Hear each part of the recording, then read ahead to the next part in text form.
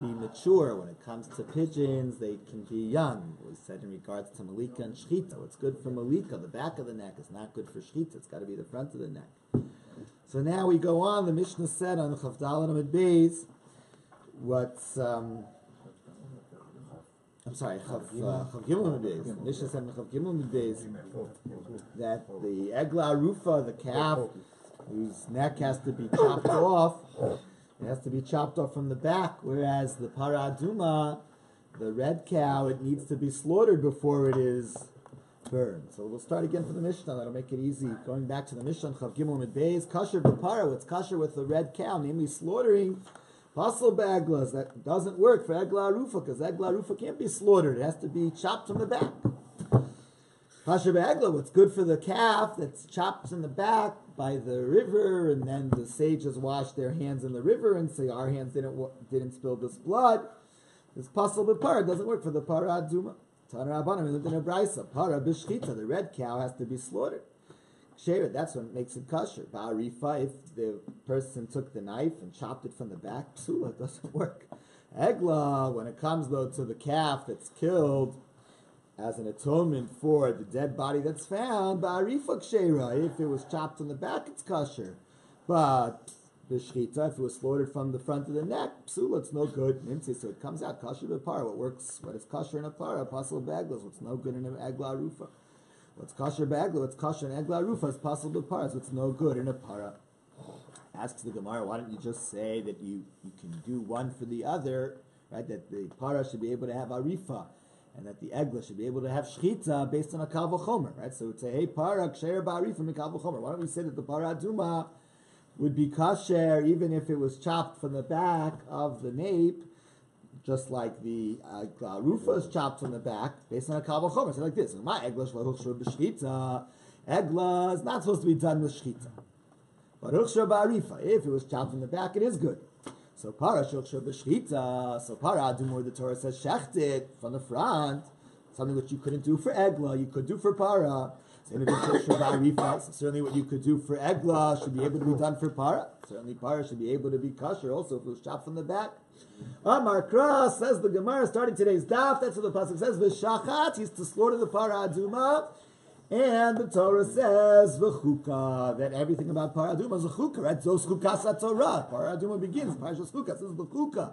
Chuka means it's an absolute law. It means everything about para aduma must be done this way. It has to only be v'shachat. It can't be through arifa. The chuka. So again, the shchita in. I mean, it has to be a chuka. It's an absolute law this way. Shchita, yes, but arifa lo, but arifa not. Yeah, question, Baruch. The para aduma, they have to be very careful not to, the hair, cannot. Yeah, that's right. It could never have been carried a weight over 3 years of its life. Very good. And then when they put a knife, doesn't mess up the hair or something. Nope. They have to be good at it. No, they got to be careful. Yeah. So the Gemara gave the answer, and that was chuka. Since it says chuka in regards to paraduma, those chuka satorah. Chuka means that whatever is said has to be exactly this way. How does it have to be? It has to be with the way it was specified. It's specified as shchita. It has to be shchita. It can't be through arifa. So the Gemara says, is that really a rule? Is it true that wherever we have the word chuka means that the details that are mentioned are absolutely a standard? They have to be just that way, and you can't interpret a kal v'chomer. What are we going to say then about Yom Kippur? But in regards to Yom Kippur, it says chuka. Nevertheless, we would have been willing to say a kal v'chomer. V'tanya, we learned in a brisa that on Yom Kippur, we know you have to bring the nation has 2 goats. One goat is the Sayer Lashem, which is slaughtered, and its blood gets thrown onto the Kodesh, in the Kodesh HaKodashim. The other goat is taken out into the wilderness with the Ish-Iti, pushed off of a cliff, and as it rolls down, it creates atonement for all the sins of the Jewish people, the Sayer Lazazel. So the verse says, V'asau chatas, and he will make it into a chatas. So what is that coming to say? It's coming to say, Hagoro Osehu Chatas. The fact that that the Kohen Gadol picks the lots. On one lot it says La Hashem, the other lot it says La Azazel. The fact that the lot that says La Azazel came up next to this goat makes this goat into La Azazel. The fact that the lot that says this is La Hashem makes this goat La Hashem. Ve'ein Hashem oseh chatas. But the fact that the Kohen would look at the two goats and say, this one is chatas, that one's La Azazel, wouldn't be enough. His words are not what make it into a chatas. The drawing of the lot is what makes it into a chatas. You might have thought that if the drawing of the lot could be enough to make it into a chatas, a mere declaration would also make it into a chatas. And he would have said a kal v'chomer. There are other times when you have to bring an ola and a chatas, right? Let's say we just be talking about birds. Two birds in the harbor, ola v'yored. One's an ola, one's a chatas. Or you have the offerings of a mitzorah, an asham and a chatas. So there we don't say, okay, we're going to take lots, and the one that's going to say on it chatas, by pulling that, it's going to make this one chatas, and pulling the other one makes the other one an asham. It doesn't work that way. In regards to all the other areas, all the other karbanos, you have to have a declaration. Saying this is a chatas makes it a chatas, saying this is an ola makes that an ola. So I would have said, Ma b'makom in all these other places, lo kiddush hagorah, a lottery is not enough to sanctify it, to dedicate it, to make it have a certain status. Kiddush Hashem, but a declaration, but saying the name chatas gives it that status. So makom here in Yom Kippur, a place, Kiddush Hagorah, where the drawing of the lot is what makes it holy. And then Kiddush Hashem, so certainly the declaration, certainly the name would make it holy. Tamalom, that's why we have to have a pasuk saying no. V'asau chatas, and it will make it into a chatas, the gorel. Hagorel oseu chatas, the gorel is what makes it into a chatas. Vein Hashem oseh chatas. Okay, so you have to have a special pasuk to say that the gorol is what makes it into a chatas and not the name. 1 second. Time of the Kasser Rahman of Vaso chatas. I had to have a special pasuk that Vaso and this, the gorol is going to make it into a chatas. Halavach, if we didn't have this word, Vaso chatas, Darshin and Kal v'chomer, I would have said that the name makes it a chatas. Why? Because in other places the gorol doesn't make it a chatas, and here a gorol makes it a chatas, so certainly the name makes it a chatas. But since it says vaso chatas, to say that only the girl can make it a chatas.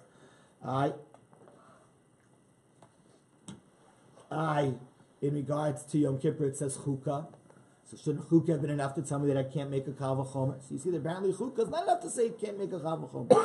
So if chukah in Yom Kippur wasn't enough to say you can't make a kal v'chomer, you have to have another pasuk, vaso chatas. So how can you say in Eglah Rufa that the word chukah is enough to say you can't have a kal v'chomer? So the Gemara says you're right. The word chukah is not the reason why I can't have a kal v'chomer. The reason why I don't have a kal v'chomer to say that the eglah is also kosher through shchita is mi'et rachman agabe eglah. There is another pasuk that excludes it. The pasuk says ha'arufa.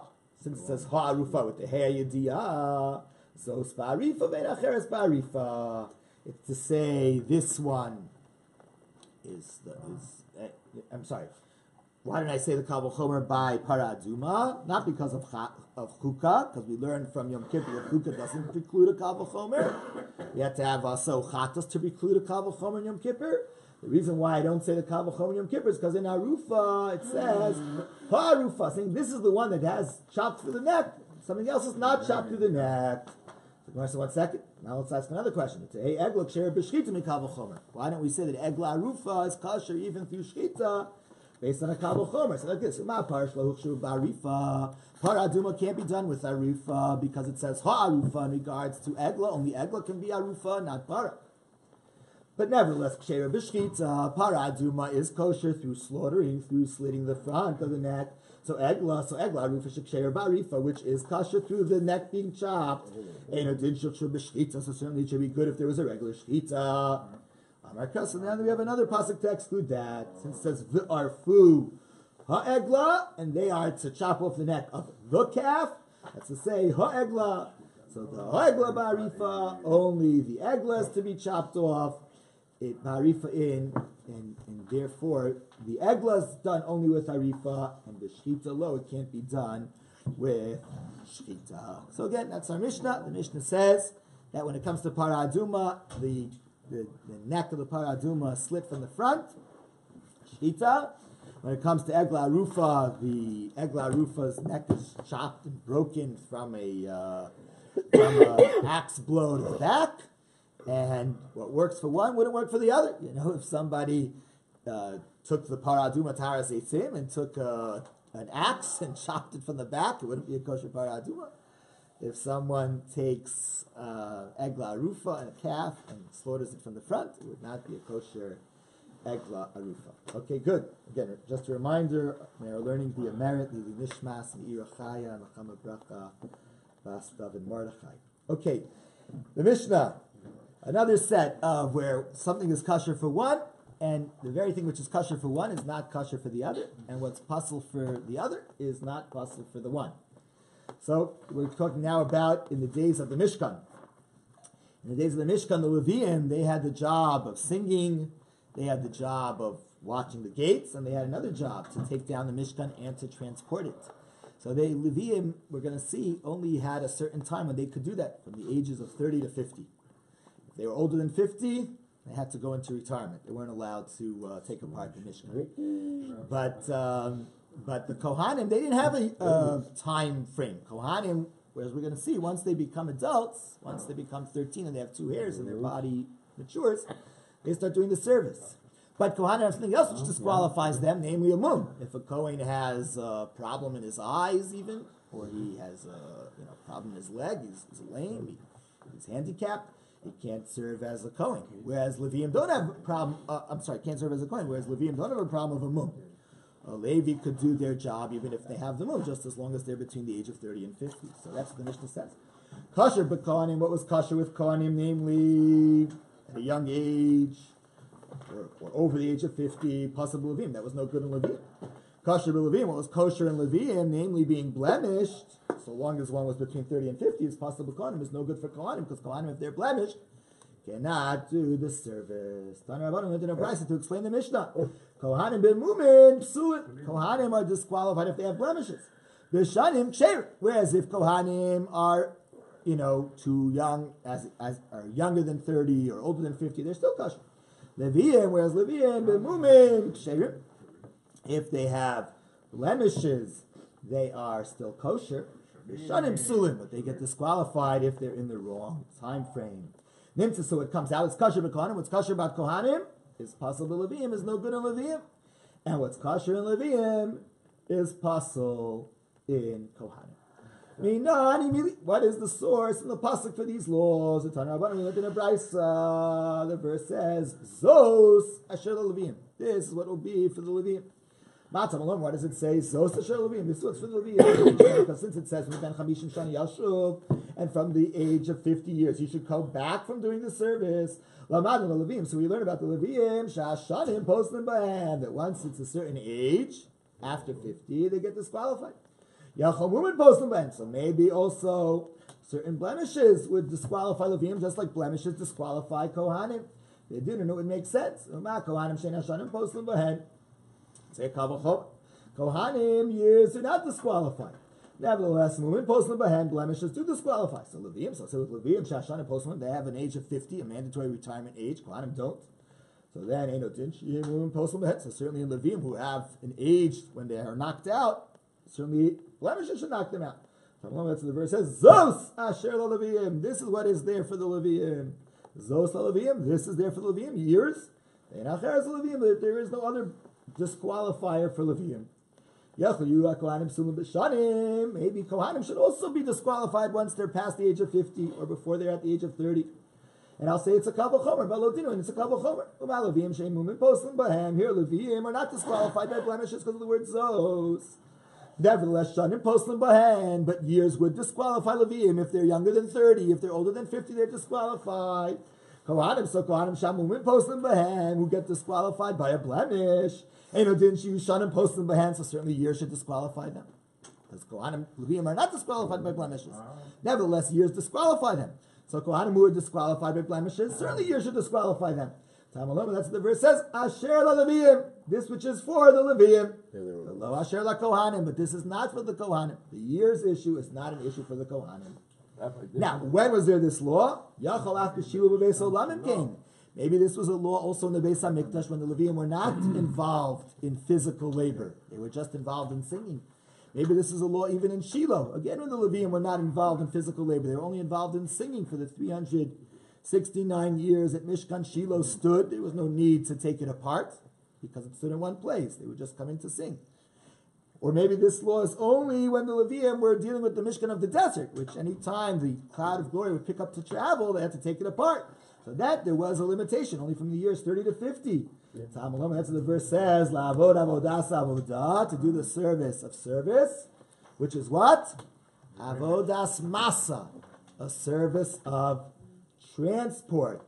Bakatef yisa'u, they carry it on their shoulders. Lo Amarti, I didn't say this law of a limitation of 30 to 50.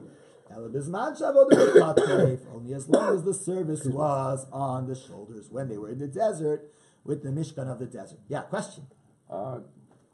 Blemish Kohanim cannot do the Birkat Kohanim either, Rabbi? No, they can do Birkas Kohanim, but they just can't have a blemish on their...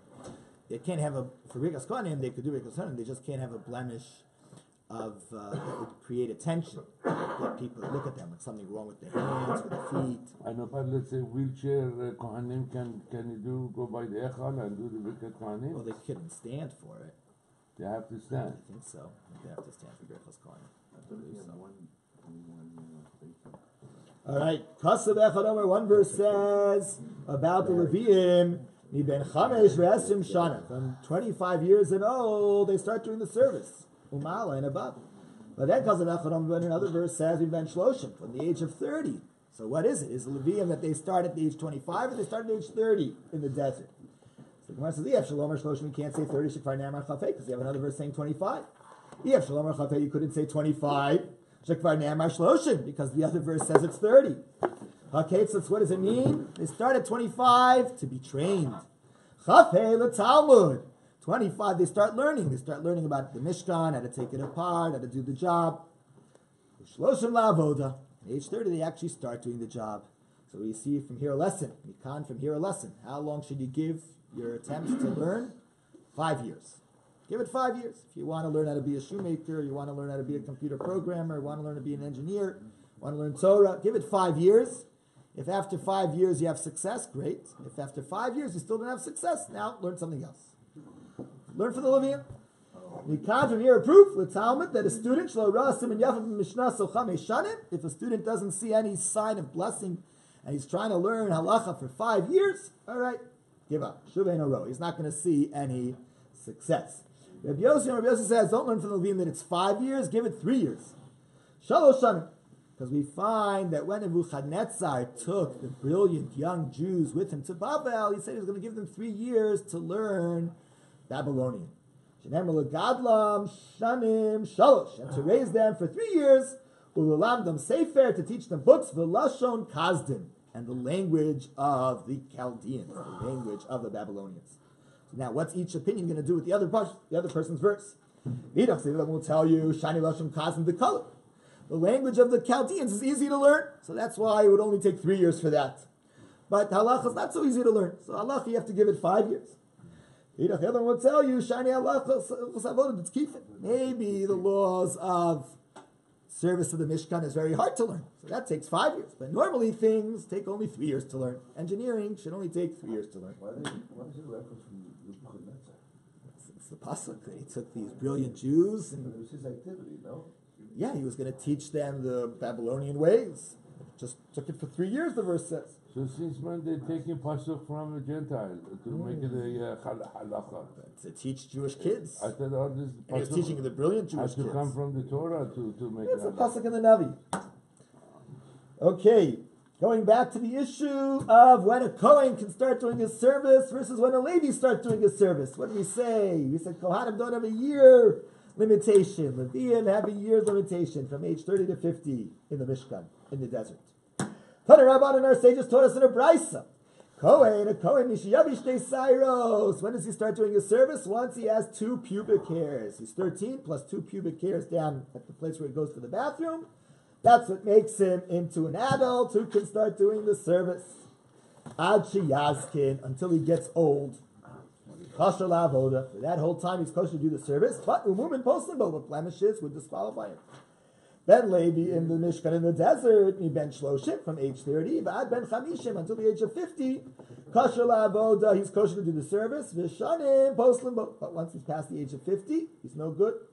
Again, when is this true? It's talking about the Mishkan of the desert, but the Mishkan of Shiloh, or the Beis HaMikdash in Yerushalayim.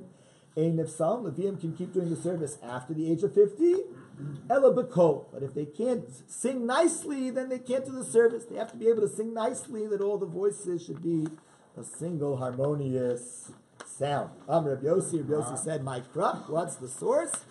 The verse says about the Leviim, and they'll be as one, both for the trumpeters, and for the singers, to make a single voice. So, if Leviim are not able anymore to have a good harmonious voice, at that point they can't do the service in Shiloh or in Beit HaMikdash. But back in the desert, it was from the age of 50 when they would no longer be able to do the service. Now we said about Kohanim that they can begin doing the service from age 13 and a body that matured, ad sheyazkim, until the Kohen gets old, way over 50. So what's old? Ad kama, so how long is that? So until his hands start shaking from old age. He has tremors from old age. So now let's move to the Mishnah.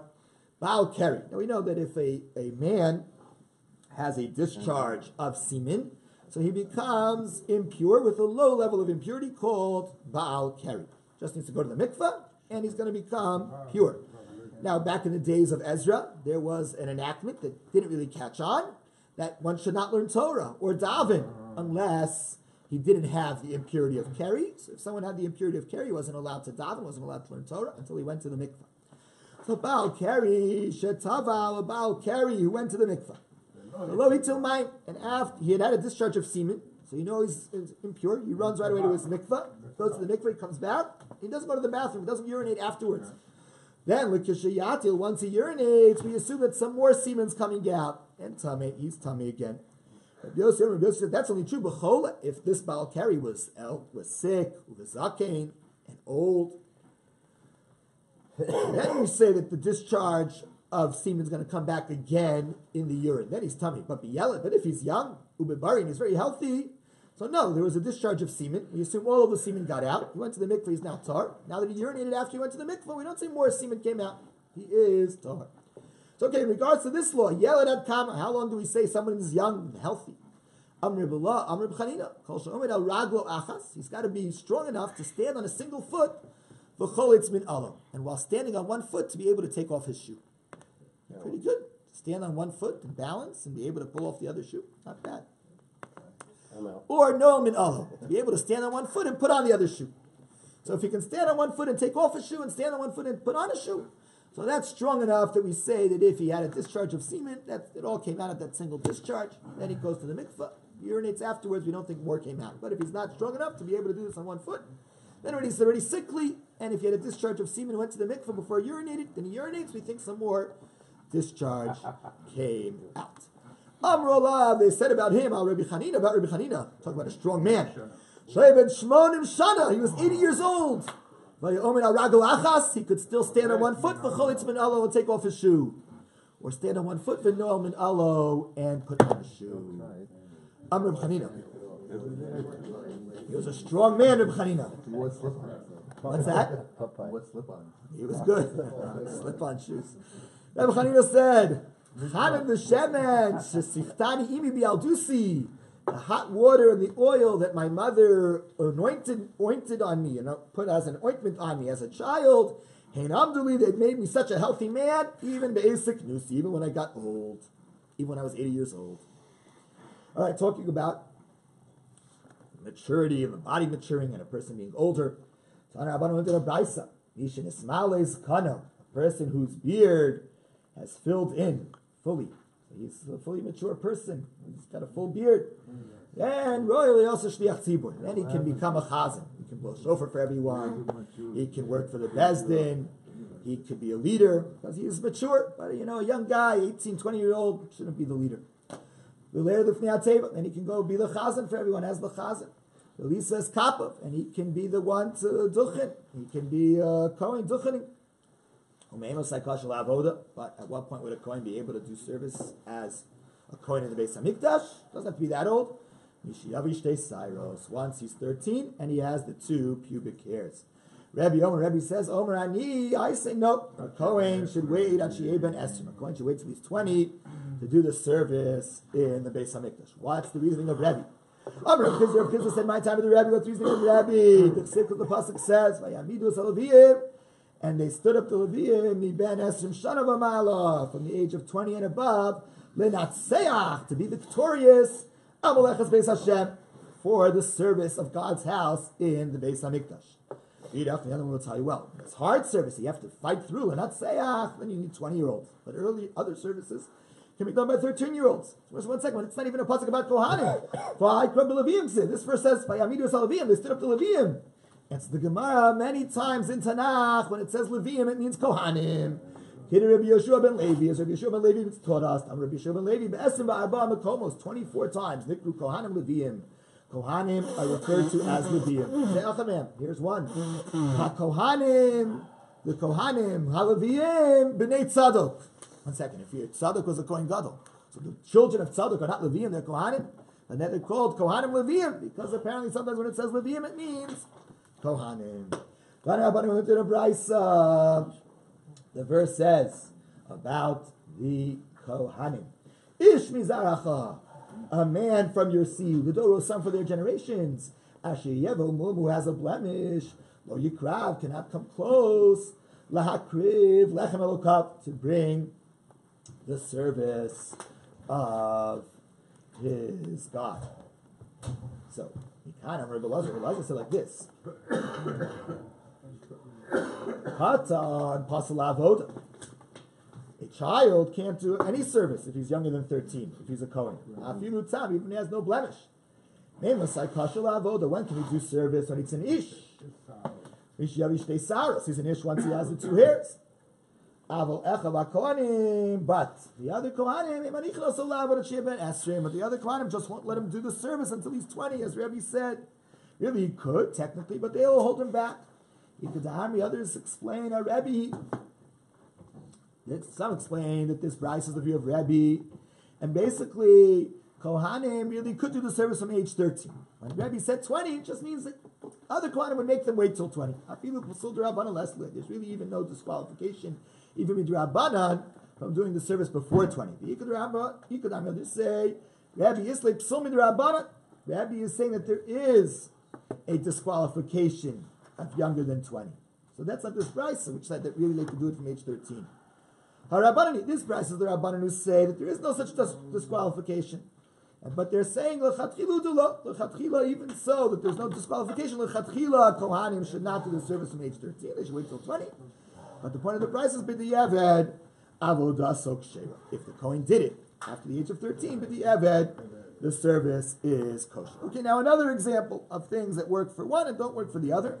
We know there are different types of utensils. There are metal utensils and there are earthenware utensils. So if you have one of the dead shratzim, a dead lizard, a dead weasel, so if it physically touches the back of a metal utensil, the metal utensil becomes tameh. But if it's in the airspace of the bowl of the metal utensil or the metal container, it doesn't become tameh. But when it comes to earthenware, if it's in the airspace, it becomes tameh. If it touches the back, it doesn't become tameh. So that's what the Mishnah says. Tor b'kli cheres, what's pure and not tameh in an earthenware vessel is tameh b'chol hakelim, is what is impure and tameh in vessels that are made of metal, all the other vessels. Tor b'chol hakelim, what's tar in all the other vessels, namely just being in the airspace, is tameh b'kli cheres, is what is impure in an earthenware vessel. Now the source for this, Tanarabban went in a brisa, avir kli cheres tameh. If the dead rodent is in the airspace of an earthenware vessel, everything in the vessel becomes impure, and the vessel itself becomes impure. The gabotar, but if a dead rodent touches the back of an earthenware vessel, it stays pure. Avir kol hakelim, the airspace of all the other utensils, namely a dead rodent in the airspace of a metal utensil, is tar, the utensil stays pure. The gabon, but if the dead rodent touched the back of the metal utensil, it's tar, it becomes impure. Nimsa, so what emerges? Tar b'kli cheres, what's tar in a kli cheres? Is tameh b'chol hakelim, is tameh in all the other utensils. And tar b'chol hakelim, what's tar in all the other utensils, is tameh b'kli cheres, is what is tameh in a kli cheres. Rabbi Hanani ben Akashi Omer, Ratzah Kadosh Baruch Hu l'zakos